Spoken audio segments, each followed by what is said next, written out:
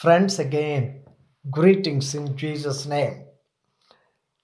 So we've been talking about calling, preparation, and we are coming almost to the point of the final victory, conquering, because that's the reason what God called us. But you know what? Before victory, the final defeat of the devil will try to fight till the last second, even if he knows that he's a defeated foe, even if he understands he can never win God, but he never stops trying. It amazes me how much the devil tried to come against God's plan, God's purposes in your life, my life, our lives. Somehow he wants to stop, if possible, the God's plan, purposes in our lives. So with all these preparations, can you imagine again, in the last video I just mentioned it, that God said to him, if you are fearful, why should he use even the word fearful? You know, when God was talking to Joshua, how many times God said, be bold and no fear. And Jesus spoke to his disciples, why are you so fearful? So that makes me to understand that fear seems to be the greatest weapon the enemy uses against the people who are called by God, like you and me. Fear grips our heart in different occasions to stop us what God called us to do. Because when God calls you, he calls you for a bigger work, because God is big. And his plans are not just for us. His plans are for the nations. So I also started, as I was studying this, I understood why Gideon was, after all these preparations and confirmations, with all the army God gave him, the final figure, but still be fearful. No wonder, friends, if I read you verse 12, it would make you, me, us understand why Gideon is still fearful. Let me read you verse 12.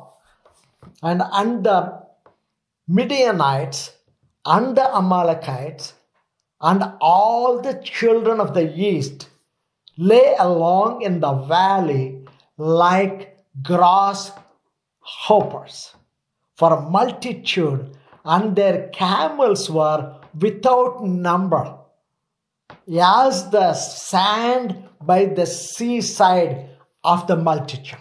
Just think of that. They're like a sea sand. That's what God said to Abraham. He said, I will bless you. Your children will be like stars in the heaven and like a sand in the ocean, something that we cannot count. That's what the enemy is there. If you read chapter 8, verse 10, it gives you the number also. I calculated those two figures. It's 135,000 people. That's the strong army for 7 years that are surrounded by the people of God, bringing them fear, and they were running and hiding. We studied all that in the previous videos. That's why it's so practical, my friend. If you are afraid, if you are fearful of what God called you to do, that's natural. That's normal. It's okay. God understands. Yes. If God was not understandable, he might have left Gideon a long time ago.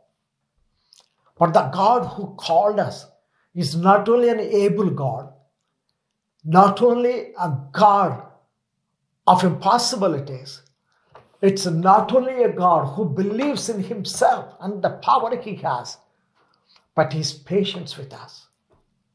I want you to understand that God is patient with you because He called you. He needs you, my friend.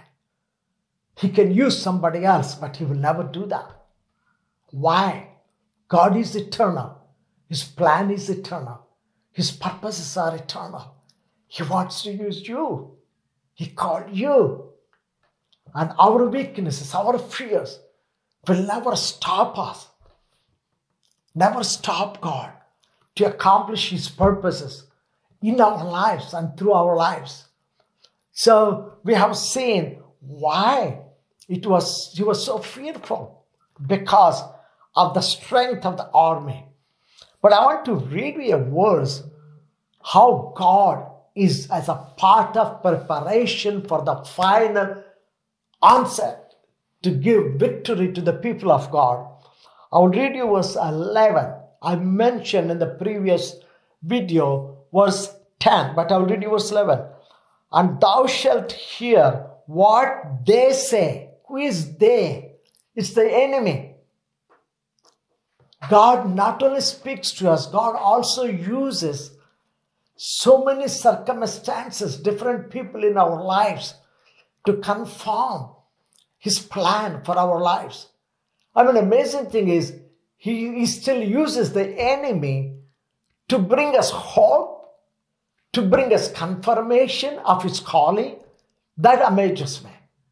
And God did that. He says, and thou shalt hear what they say, and afterward shall thine hands be strengthened to go down unto the host.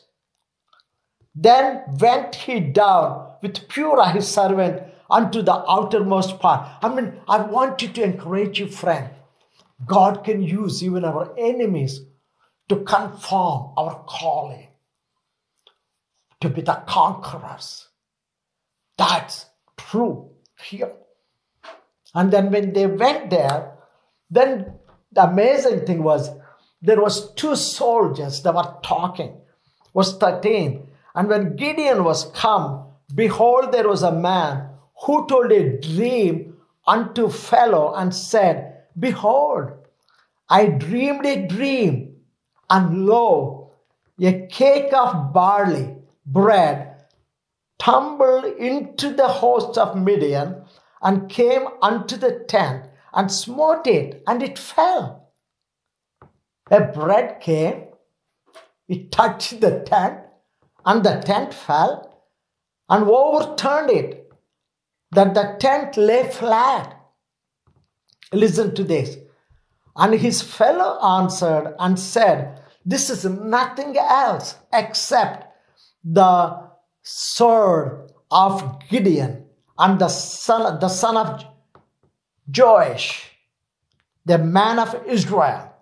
For into his hand hath God delivered Midian and all the host. Friend, this is the key. This is the change. Everything in Gideon, in spite of all the preparations, all the Spirit of the Lord came upon him. He blew the trumpet until everything God has been speaking to him, preparing him. If I read you the next verse, this is where we realize that God's vision should become our vision. God is talking to him, preparing him. But that should become, God said, arise, man, go. And here, this is the key here. For him, this is the key for victory. And it was so when Gideon heard the telling of the dream and the interpretation thereof, that he worshipped and returned into the host of Israel and said, arise. He is telling now. What God told him before, he was telling now. God said, arise and go. How did it happen? This incident, the final incident, made him to totally trust and believe and surrender totally unto God. You know, when you use the word worship, my friend, it's a total unconditional surrender. From head to toe. When they worship, they used to bow down, saying, Lord, from head to toe, I surrender myself. That's where an unconditional, total surrender came. He totally surrendered himself and said, God, here I am, available. And what's the next thing? He arose from there, came back to his people, 300 men of war, the army of Gideon. And he says, arise, guys, it's time to go. That's the final confirmation. God confirms his call on our lives, even through different people, even through the enemies. Friends, are you still doubting? Are you still thinking, is it really God or me? Is it really God? You know how many times we doubt God because our emotions, our feelings involves with God's dealings with our lives. So we get confused because that's the strategy of the enemy, to confuse us. We come to the point, even we can't even differentiate which is God and which is me. Even though God is confirming us, we think it may be my thoughts, it may be my feeling, it may be their feelings. No, friend, this is God. This is God calling. And when it conformed to Gideon, then he took it 100%. He says, now I'm confident, man, let's rise and go. God is going to give us victory. He says actually, arise, for the Lord hath delivered into your hands the host of Midian. He didn't say he's going to deliver us. No. He says he already won the victory. He says God has delivered already the Midianites into your hand. Think of the faith there. Think of the confirmation there. Total confirmation. And he has no doubt whatsoever that it's God. And God is going to give them. He's not thinking of going and fight and, God will give us victory. No. He's confirmed beyond any shadow of the doubt that God called him for a victory. And friends, I will be sharing with you the strategy for the victory. That's the key. What do we do to be victorious? He already obeyed, prepared, worshipped God, surrendered life, but the strategy is needed. And I will share with you the important God's strategy in our lives, through our lives, for victory. Until then, God bless you. Thank you for listening to this.